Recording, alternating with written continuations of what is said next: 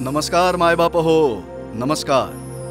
आज मला ऐकायला तुम्ही इथे बसलायत, एकत्र आलायत, वेगवेगळ्या दिशातनं, वेगवेगळ्या जागेतनं। पण तुम्हाला सांगतो, जगात प्रत्येकाला निर्माण करताना त्या अज्ञातानं ज्याची त्याची जागा ठरवलेली असते। आता माझंच बघा ना, ज्या भूमीला प्रत्यक्ष साक्षात श्रीकृष्णाचं वास्तव्य लाभलं, ज्या जिल्ह्याला पारतंत्र्याच्या ओझरत्या काळातही आधुनिक संत परंपरा लाभली, त्या अमरावतीच्या मातीवर थोर गाडगेबाबांच्या त्या भूमीवर माझे पाय असणं आणि पौराणिक मान्यतांनी लखलखणारं आभाळ माझ्या माथ्यावर असणं, खरंच सांगतो लोकहो, माझ्या जीवनाला एक अर्थ लाभला। मी अमरावती विद्यापीठ 4 मे 2005 रोजी माझं नामांतर झालं। नाव बदललं म्हणून ऋणानुबंध नाही बदलले, उलट ते अजूनच घट्ट झाले। आता जबाबदारी वाढली। आता फक्त अमरावतीच नव्हे तर आसपासच्या अकोला, वाशिम, बुलढाणा आणि यवतमाळ अशा 5 जिल्ह्यातील लक्षावधी मुलामुलींच्या ज्ञानमार्गावरचा मी दीपस्तंभ बनलो। मी दीपस्तंभ बनलो खरा, पण या दीपस्तंभाची ज्योत तेवत ठेवणाऱ्या कुलगुरूंची परंपरा सुद्धा तितकीच दैदिप्यमान आहे। माझे प्रथम कुलगुरू डॉक्टर के.जी. देशमुख। मला 473 एकराचा परिसर मिळणं, माझा संपूर्ण परिसर निसर्गमय करणं, अखिल भारतीय विद्यापीठाची मान्यता मिळणं, हे सारं ह्यांच्याच कारकिर्दीत। हे माननीय डॉक्टर गणेश व्यंकटराव पाटील, माझे द्वितीय कुलगुरू, ह्यांच्याच कार्यकाळात माझा दशकपूर्ती महोत्सव संपन्न झाला। विद्यार्थ्यांना विविध प्रकारचं साहित्य वाचता यावं ह्या हेतूनं परिपूर्ण साहित्याचा साठा असलेली ग्रंथालयाची स्वतंत्र इमारत बांधली गेली, ती ह्यांच्याच काळात। माझे तृतीय कुलगुरू डॉक्टर श्रीराम तुळशीराम देशमुख, यावली शहीद आणि बनोडा शहीद इथं आयोजित भव्य कार्यक्रमात स्वातंत्र्य सैनिकांचा सत्कार करून माझ्या मायभूमीप्रती असलेलं माझं देशप्रेम व्यक्त करण्याची अपूर्व संधी डॉक्टर S.T. देशमुख आणि त्यांच्या कार्यकारी मंडळानं मला दिली। भाऊसाहेब देशमुखांचा इंग्रजी शोधनिबंध जो ऑक्सफर्ड युनिव्हर्सिटीनं प्रकाशित केला होता, त्याचं पुनर्मुद्रण ग्रंथ स्वरूपात ह्यांच्याच कारकिर्दीतलं। चौथे कुलगुरू डॉक्टर सुधीर पाटील, ह्यांच्या कारकिर्दीत भाऊसाहेबांच्या the origin and development of religion in Vedic literature ह्या शोधग्रंथाचा मराठीत अनुवाद प्रकाशित करण्यात आला। विद्यार्थ्यांना शिक्षणासह शारीरिक शिक्षण मिळावं म्हणून राज्यस्तरावर क्रीडा स्पर्धांचं आयोजन करण्यात आलं। पाचवे कुलगुरू डॉक्टर कमल सिंह, पहिल्या महिला कुलगुरू। माझा सारा परिसर जलमय करण्यात सुद्धा ह्यांचा मोलाचा वाटा आहे। माझ्या परिसरातील मोठ्या जलाशयाव्यतिरिक्त 6-7 बंधाऱ्यांची निर्मिती करून माझ्या अंगाखांद्यावर खेळून निसटून जाणाऱ्या पाण्याला माझ्याच मातीत जिरवण्याची कामगिरी ह्यांच्याच कारकिर्दीतली। आत्तापर्यंतच्या सर्वच कुलगुरूंच्या ध्यानीमनी फक्त माझा विकास होता। विद्यार्थ्यांना उच्च शिक्षणाच्या जास्तीत जास्त संधी मिळवून देण्याचा त्यांचा प्रयत्न होता आणि म्हणूनच विद्यार्थी केंद्रित विद्यापीठ म्हणून माझी वाटचाल त्यांनी घडवली। बदलत्या काळाचे वारे शहराच्या अंगावर दिसू लागले। शहरानं वेगानं कात टाकली आणि कालानुरूप माझ्याही रंगरूपात नवनवे बदल होत गेले। पण 32 वर्षांपूर्वी अमरावती विद्यापीठ नावाचं रोपटं लावणाऱ्या विदर्भातील लोकांचं स्वप्न, त्या स्वप्नाचं काय? संत गाडगेबाबांचं नाव देताना पाहिल्या गेलेल्या स्वप्नाचं काय? गाडगेबाबांचं जे स्वप्न होतं की तळागाळातील युवक युवतींना आपण शिक्षण दिलं पाहिजे, हे जे स्वप्न त्यांचं आहे, हे मला असं वाटतं की अमरावती विद्यापीठाच्या रूपानं इथे साकार झालेलं आहे। अमरावती विद्यापीठाची जी स्थापना आहे ती 1 मे 1983 रोजी एका छोट्या खोलीमध्ये झाली, जेव्हा त्याला एक 67 महाविद्यालय त्याच्यासोबत होते। आज ही जी महाविद्यालयाची संख्या आहे ही 418 वर पोहोचली। म्हणजे तुम्ही कल्पना करू शकता की जवळजवळ 7 पट त्याच्यामध्ये वाढ झालेली आहे। हे आहेत माझे विद्यमान कुलगुरू श्रीयुत मोहन खेडकर। हे जेव्हा माझ्याबद्दल असं अभिमानानं बोलतात ना, तेव्हा माझंही अंतःकरण गर्वानं फुलून येतं। मंडळी, माझ्या या विशाल प्रवेशद्वारा पलीकडचं माझं अंतःकरण अजून पाहिलंच नाही ना तुम्ही? पाहायचंय? चला तर मग। अमरावती शहरातून विद्यापीठापर्यंत पोहोचायला नियमित बस सेवा आहे। इतकंच कशाला, इथल्या आवारात एक हेलिपॅडही आहे, जेणेकरून येणाऱ्या प्रत्येक पाहुण्याला अगदी हक्कानं आणि सहज पोहोचता यावं.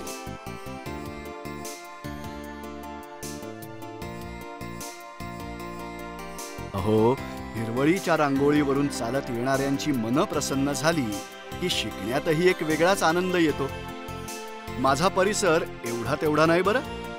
470 एकरांमध्ये पसरलेलं माझं कुटुंब कुठल्याही शहराच्या दाटीवाटीत कोंडून भरलेल्या कॉलेजांपेक्षा खूप प्रसन्न आहे. त्यामुळंच आतला विस्तार ऐसपैस असला तरी सगळ्या विभागांना जोडणारे रस्ते मात्र गुळगुळीत आणि स्वच्छ आहेत. मग चला आपल्या मुख्य सफरीला सुरुवात करूया ना. खुद्द विद्यापीठात 22 विभाग आहेत, ज्यांच्यात विद्यार्थ्यांना प्रत्येक विषयाचे सखोल धडे आणि दर्जेदार प्रात्यक्षिकांची ओळख करून दिली जाते. इंग्रजी विभागात जगाची व्यापार भाषा, तिचं व्याकरण, तिच्यातलं उत्तमोत्तम साहित्य विद्यार्थ्यांना दिलं जातं. मराठी विभागातील प्राध्यापकांचं विचारधन पुस्तकांच्या रूपानं अजरामर झालंय. इथले मराठीचे प्राध्यापक अध्यापनापलीकडे जाऊन साहित्याची जी सेवा करत आहेत तिची दखल वेगवेगळ्या पुरस्कारांनी घेतली गेली. भाषा विषयांमधला अजून एक महत्त्वपूर्ण घटक हिंदी विभागाचाही आहे आणि तोही अगदी इथेच. समाजशास्त्राद्वारे विद्यार्थ्यांना इतिहास, भूगोल, अर्थशास्त्र, राजकारणाचा साध्यंत इतिहास शिकवला जातो. हा माझा विधी विभाग. इथले विद्यार्थी आणि शिक्षक गरजूंना कायदेविषयक सल्ले देऊन आपली सामाजिक बांधिलकी दाखवतात. शिक्षणशास्त्र विभागात एमएडच्या अभ्यासक्रमाचे विद्यार्थी उद्याचे प्राध्यापक बनण्यासाठी अनुभवी प्राध्यापकांकडून धडे गिरवतायत. तुम्हाला सांगतो, माझ्या सांख्यिकी आणि गणित विभागाने तर कमालच केली. वरपांगी वृक्ष वाटणारे हे विषय हे इथे मजेशीर पद्धतीनं शिकवले जातातच, पण गणितीय प्रमेयांच्या मदतीने खगोलीय वस्तूंच्या भ्रमणाचा प्रत्यक्ष अभ्यास इथे विद्यार्थ्यांना उपलब्ध आहे. असाच प्रत्यक्ष अनुभव अप्लाइड इलेक्ट्रॉनिक्स विभागातल्या मुलांनाही मिळतो. थिअरीच्या अभ्यासक्रमानंतर इलेक्ट्रॉनिक उपकरणांची हाताळणी शिकणारी मुलं नवे प्रयोग, नवीन संशोधन करून या विषयातील नवनवीन कल्पनात भर घालतायत. Artificial intelligence, embedded systems, image processing असे नवनवे अचाट विषय इथली मुलं चुटकीसरशी आपलेसे करतात. कम्प्युटर सायन्स विभागाची ही सुसज्ज कम्प्युटर लॅब पदव्युत्तर विद्यार्थ्यांसाठी जिवंत पुस्तकांसारखीच आहे. आजच्या सर्वोत्तम संगणकावर थेट बसून धडे शिकणं, अद्ययावत अशा डेटाबेस सिस्टीम्स, यंत्रांची कृत्रिम बुद्धिमत्ता, सांख्यिकीय विश्लेषण ह्या साऱ्या गोष्टींच्या मदतीनं सॉफ्टवेअर इंजिनिअरिंगमध्ये माहिती तंत्रज्ञानाचे नवनवे प्रयोग हे विद्यार्थी घडवत आहेत. रसायनशास्त्रात पदव्युत्तर आणि डॉक्टरेट कोर्सेसच्या विद्यार्थ्यांसाठी माझा स्वतंत्र विभाग आहे. गेली 21 वर्ष हरित तंत्रज्ञानात विभागानं नवनवीन पायंडे घातले. Solid state chemistry, catalysis, solvent extraction अशा किचकट विषयांवरील संशोधनाची साधनं विभागात आहेत आणि इथले विद्यार्थी नेटसेट सारख्या अध्यापकीय परीक्षांमध्ये विशेष करून चमकले.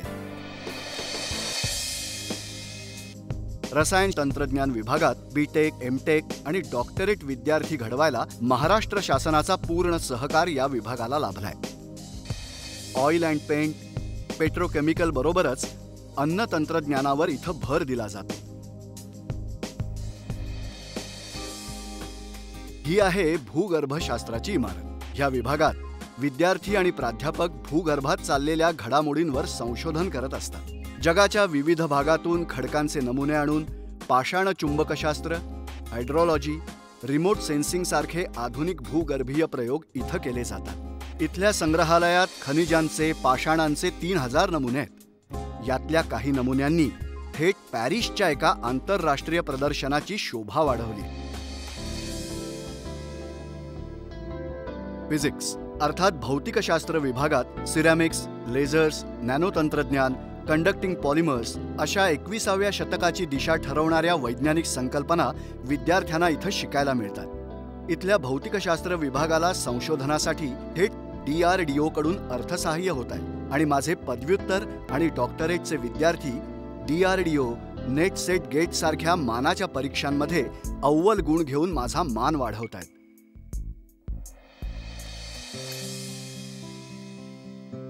बायोटेक्नॉलॉजी विभागातही तुम्हाला अद्ययावत संशोधनात आणि तंत्रज्ञानात दंगलेले विद्यार्थी दिसतील. इथं थिअरी आणि प्रात्यक्षिकं अशा दोन्ही गोष्टींवर उत्तम लक्ष दिलं जातं. टिश्यू कल्चर सारख्या अनोख्या तंत्रज्ञानातून शेती, औषधी किंवा व्यावसायिक उत्पन्नासाठी अनुकूल लागवडींचा अभ्यास, प्रयोग इथल्या लॅबोरेटरीतून होतो. इथल्या सुसज्ज प्रयोगशाळेतील वातावरण विकासाकडे जाणाऱ्या विदर्भाची एक नवीन झलक आहे. मायक्रोबायोलॉजी म्हणजे सूक्ष्मजीवशास्त्र, water microbiology, industrial microbiology, medical microbiology अशा अनेक विषयांवर अत्याधुनिक उपकरणांद्वारे संशोधन करण्याची संधी इथे उपलब्ध आहे. अन्नधान्य, कृषी, औषध निर्मिती उद्योगात तसंच स्वतःच्या नवीन उद्योग उभारणीस हातभार लावून हा विभाग रोजगार निर्मिती करू शकतो. पदव्युत्तर आणि डॉक्टरेटच्या 30 विद्यार्थ्यांची क्षमता असलेला वनस्पतीशास्त्र उर्फ बॉटनी विभाग संशोधनात अग्रेसर आहे. इथं टिश्यू कल्चर, बायो इन्फॉर्मॅटिक्स यासारख्या विषयांवरील प्रबंधांवर काम चालू आहे. इथले विद्यार्थीही नेट सारख्या महत्त्वपूर्ण परीक्षेत यशस्वी ठरले आहेत. तुमच्या आवाजानं एखादं नाजूक फुलपाखरू उडून जाईल बरं. पाहिलं किती प्रकारचे सुंदर सुंदर जीव इथं शांतपणे हे विद्यार्थी हाताळतायत.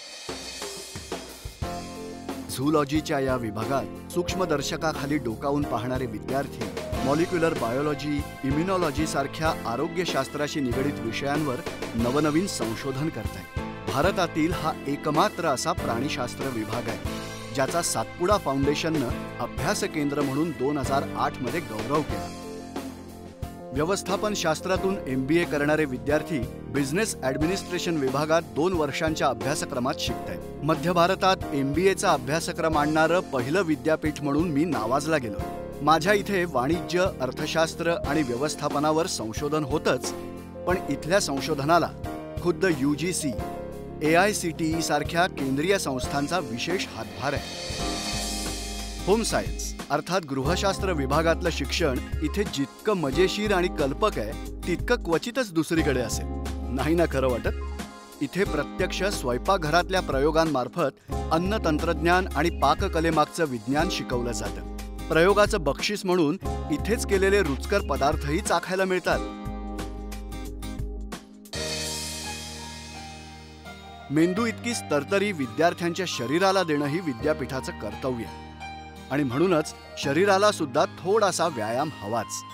इथल्या हवेत चालणं, धावणं अनुभवायचं असेल तर माझ्या या मैदानावर या.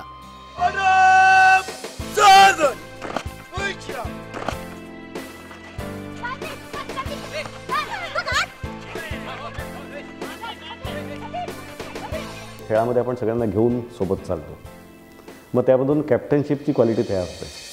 आणि सगळ्यात एक मोठी गोष्ट खेळाबद्दल असं आहे की it tells you to digest defeat. हार सहन करायची शक्ती हे फक्त खेळच देतो.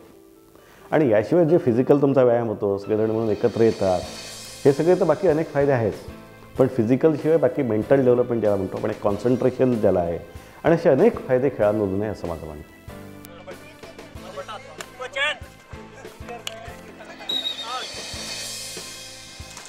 इथल्या विस्तीर्ण तरण तलावात पोहण्यासाठी विद्यार्थ्यांची रीघ असते. राष्ट्रीय पातळीच्या स्पर्धांची तयारी जलतरणपटू इथे करू शकतात. याचबरोबर इथल्या आरोग्य केंद्रात चिकित्सा, उपचार आदींची सोय उपलब्ध आहे.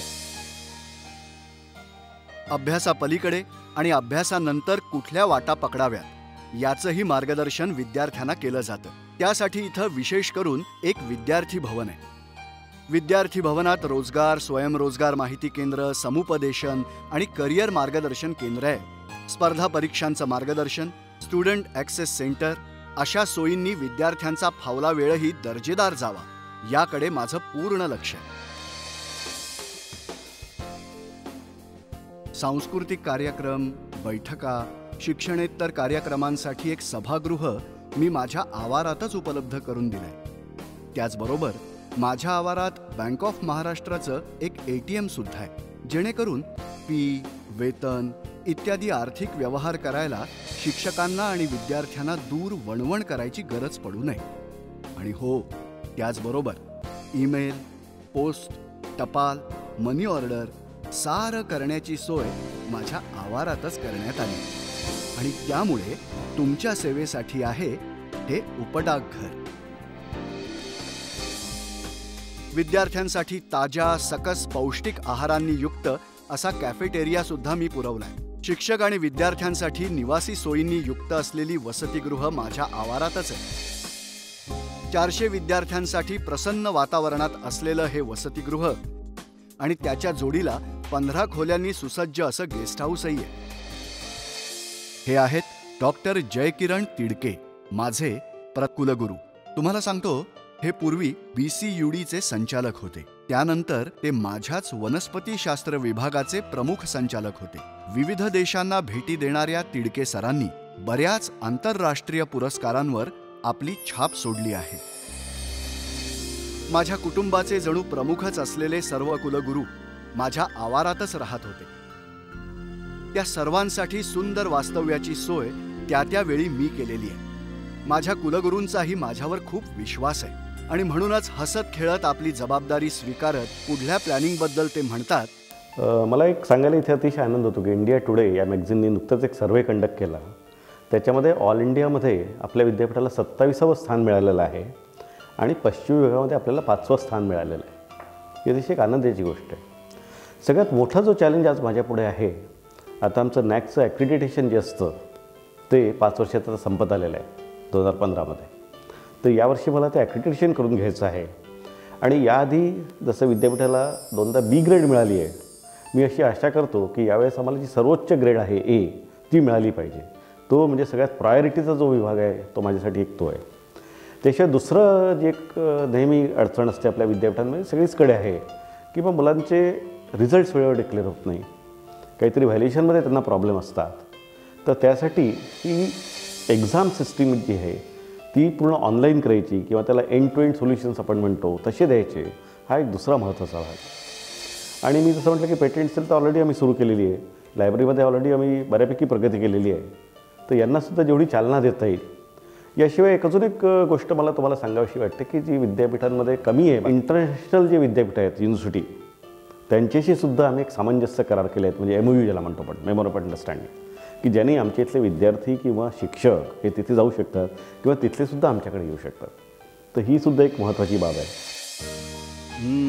पण इतकं असूनही एक मात्र खरं आहे मंडळी, की माझी अजून एक वास्तू, बऱ्याच विद्यापीठांनी हेवा करावा अशी वास्तू मी हक्काने मिरवू इच्छितो.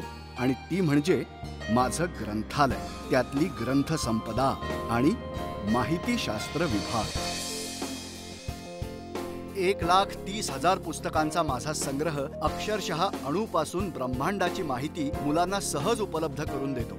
यात शोधप्रबंध, ज्ञानकोश, विविध सेमिनार्समधून टिपलेली टिपणं, युनेस्को, UGC, AICTE सारख्या नावाजलेल्या संस्थांची टिपणं, CDवर उपलब्ध असलेली ई-बुक्स आणि जवळजवळ 4,000हून अधिक ऑनलाईन जर्नल्स विद्यार्थ्यांच्या हाताशी आहेत. विद्यापीठात देशविदेशातील दर्जेदार अशा 151 प्रकाशनांची पुस्तकं नियमाने येत असतात. त्यामुळे अद्ययावत असा ज्ञानाचा खजिना माझ्यापाशी आहे. दूरस्थ शिक्षण अर्थात डिस्टन्स एज्युकेशनची केंद्र विद्यापीठात आहेत. त्यात IGNOU अर्थात इंदिरा गांधी राष्ट्रीय मुक्त विद्यापीठाचं एक केंद्र आहे. विद्यापीठाचा परीक्षा विभाग, केंद्रीय मूल्यांकन भवन, प्रशासकीय विभाग हे सगळं सतत कार्यरत असतं. त्यामुळेच विद्यापीठ, प्रशासन आणि विद्यार्थ्यांमधला दुवा ह्या प्रशासकीय केंद्रातून साधला जातो.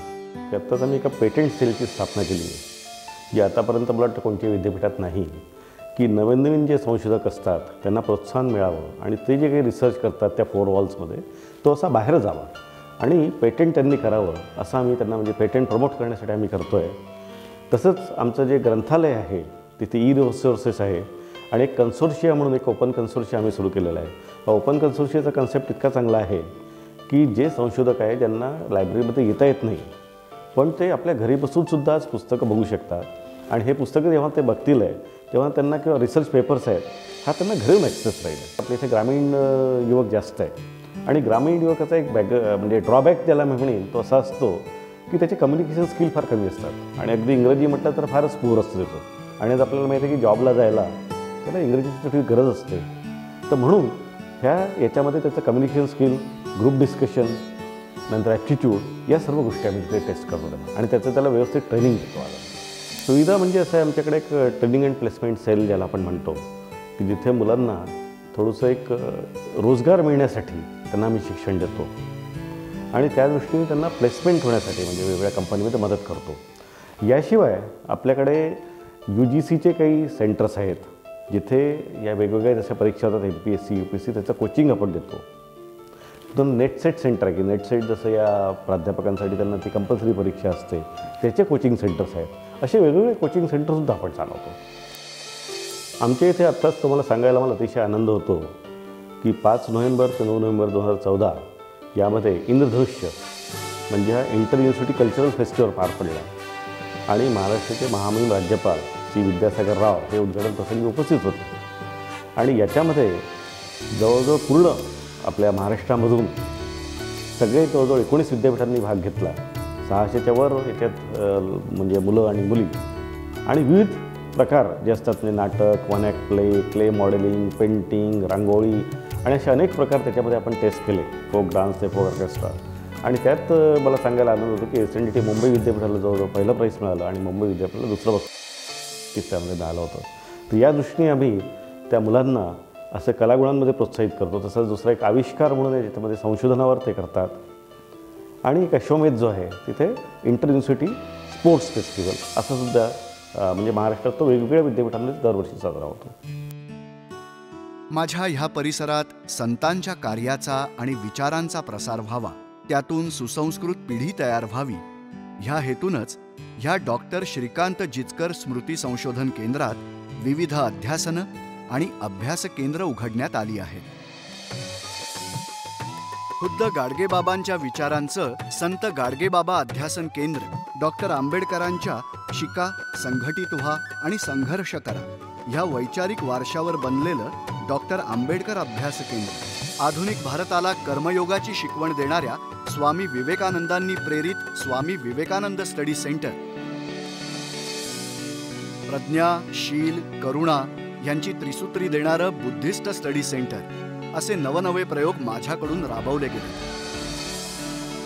अहो, किती मोठमोठ्या लोकांच्या आठवणी सांगू बरं. दीक्षांत समारंभात प्रमुख अतिथी म्हणून उपस्थित राहून राष्ट्रपती R. व्यंकटरमण यांनी केलेलं मार्गदर्शन, प्रथम महिला राष्ट्रपती ह्या नात्यानं माझ्या 26व्या दीक्षांत समारंभात केलेलं श्रीमती प्रतिभाताई पाटील यांचं भाषण, डॉक्टर APJ अब्दुल कलाम यांनी माझ्या विद्यार्थ्यांना भेट देऊन त्यांच्याप्रती व्यक्त केलेली आस्था आणि प्रेम मी कसं विसरू शकेन बरं. माझे गुणी विद्यार्थी आणि शिक्षकच नव्हे तर माझा हा हिरवागार परिसर सुद्धा राष्ट्रीय स्तरावर पुरस्काराने वाखाणला गेलाय. या साऱ्या पुरस्कारात 1998चा इंदिरा प्रियदर्शनी वृक्षमित्र राष्ट्रीय पुरस्कार, 2005चा इंदिरा गांधी राष्ट्रीय पर्यावरण पुरस्कार महत्वाचा. त्याशिवाय महाराष्ट्र शासनाने पर्यावरण संवर्धनासाठी तसंच राष्ट्रीय सेवा योजनेअंतर्गत उत्कृष्ट कार्यासाठी मला पुरस्कार देऊन माझा गौरव केलाय. तुम्हाला सांगतो, मी फक्त विद्यार्थ्यांना शिकवतो असं नाही, तर दरवर्षी संत गाडगेबाबा सामाजिक कार्य पुरस्कार, उत्कृष्ट सेवा गौरव पुरस्कार, विद्यापीठ पर्यावरण पुरस्कार आणि Kalpana Chawla young lady research award असे 4 पुरस्कार विद्यार्थी आणि इतर मान्यवरांना देऊन त्यांचा गौरव देखील करतो. हरित तंत्रज्ञानाचा पुढाकार घेणारं माझं कुटुंब इथेच नाही थांबलं. हनुमान व्यायाम प्रसारक मंडळाच्या ह्या महाविद्यालयानं सौर ऊर्जा संशोधन क्षेत्रात उत्कृष्ट कामगिरी केली. तसंच घनकचरा व्यवस्थापनावरील संशोधनात अव्वल कामगिरी करत जैविक कचऱ्याची विल्हेवाट कशी लावावी याचा योग्य पायंडा घालून दिलाय. अशीच अक्षय ऊर्जा मिळवणारं महाविद्यालय शेगावात आहे. माझे विद्यमान कुलगुरू श्रीयुत मोहन खेडकर यांच्या मार्गदर्शनाखाली चाललेला Development and analysis of efficient solar power system using solar PV cells हा प्रोजेक्ट भविष्य काळात सौर ऊर्जेच्या क्षेत्रात नवीन क्रांती घडवेल ह्यात शंकाच नाही. अमरावती, अकोला, बुलढाणा, यवतमाळ आणि वाशिम अशा 5 जिल्ह्यांमध्ये माझी 418 महाविद्यालये कार्यरत आहेत. या सर्व विद्यालयांच्या उत्कृष्ट कामगिरीमुळेच माझा दर्जा उंचावला आहे. नॅकद्वारा या सर्व महाविद्यालयांना मूल्यांकन आणि अधिस्वीकृती प्रदान केली जाते. नॅकच्या दर्जाची पूर्तता करणाऱ्या महाविद्यालयांना अ दर्जा देऊन त्यांना गौरवान्वित केलं जातं. माझ्या परिक्षेत्रातील श्री शिवाजी कला, वाणिज्य व विज्ञान महाविद्यालय अकोला, राजस्थान आर्यन कला, श्री मिठूलालजी कचोलिया वाणिज्य आणि श्री सत्यनारायणजी रामकृष्णजी राठी विज्ञान महाविद्यालय वाशिम, श्रीमती लक्ष्मीबाई राधाकिसन तोष्णीवाल वाणिज्य महाविद्यालय अकोला, श्री शिवाजी विज्ञान महाविद्यालय अमरावती, विद्याभारती महाविद्यालय अमरावती, श्रीमती केशरबाई लाहोटी महाविद्यालय अमरावती, स्वातंत्र्य सैनिक श्री कन्हैयालालजी रामचंद्र इन्नानी महाविद्यालय कारंजा लाड, जिल्हा वाशिम, आदर्श विज्ञान जयरामदास भागचंद कला व बिर्ला वाणिज्य महाविद्यालय धामणगाव रेल्वे, जिल्हा अमरावती या 8 महाविद्यालयांना नॅकद्वारा अ दर्जा देऊन गौरवलं आहे. तद्वतच महात्मा ज्योतिबा फुले महाविद्यालय अमरावती या महाविद्यालयास महाराष्ट्र शासनाचा जागर जाणीवांचा या कार्यक्रमाअंतर्गत राज्यात प्रथम पारितोषिक मिळालं आहे. या सर्व महाविद्यालयांचा मला अभिमान वाटतो. शिक्षणाचं विकेंद्रीकरण व्हावं, दर्जा उंचावा यासाठीच शासकीय अभियांत्रिकी महाविद्यालय अमरावती, हनुमान व्यायाम प्रसारक मंडळाचे degree college of physical education Amravati या महाविद्यालयांना स्वायत्तता प्रदान करण्यात आली आहे. याशिवाय माझे स्वतःचे मॉडेल डिग्री कॉलेज हे बुलढाणा येथे सुरू आहे. तसंच माझ्या परिसरातील अकॅडमिक स्टाफ कॉलेजच्या माध्यमातून महाविद्यालयीन शिक्षकांना प्रशिक्षण देऊन विद्यार्थ्यांचा ज्ञानस्तर वाढवण्याचा प्रयत्न केला जात आहे. युवक युवतींना संशोधन आणि उच्च शिक्षण याच्या माध्यमातून एक्सलन्सकडे नेणं असं आमचं मिशन आहे आणि ते अचीव करण्याचा आम्ही जास्तीत जास्त प्रयत्न करतोय आणि भविष्यात मला असं वाटतं की ते लवकर साकार होईल अशी आम्ही आशा करतो. विद्यार्थ्यांना मी एक असं सांगेन, थोडंसं त्यांनी शिक्षण हा एक भाग आहे पण एक सर्वतोपरी विकास आपल्याला पाहिजे असेल मानवाचा, तर मला असं वाटतं की त्यांनी विद्या विनयने शोभते असं आपण जे म्हणतो ते लक्षात ठेवलं पाहिजे. थोडासा विनय हा सुद्धा त्यांनी आपला जागृत ठेवावा, म्हणजे आपला एक सक्षम आणि सुदृढ भारत तयार होईल असं मी म्हणेन. आणि माझं जर का स्वप्न विद्यार्थ्यांकडून असेल तर असाच एक महान भारत ज्याला आपण ग्रेट इंडिया म्हणू असं एक विद्यार्थ्यांकडून मला अपेक्षित आहे आणि ते माझे विद्यार्थी मित्र साकार करतील अशी मी त्यांच्याकडून आशा करतो.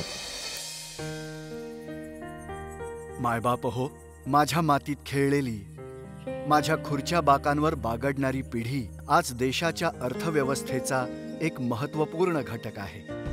तुम्हाला सांगतो, विदर्भातील तरुणाईला यथायोग्य शिक्षण दिल्याचा सार्थ अभिमान मला आहे.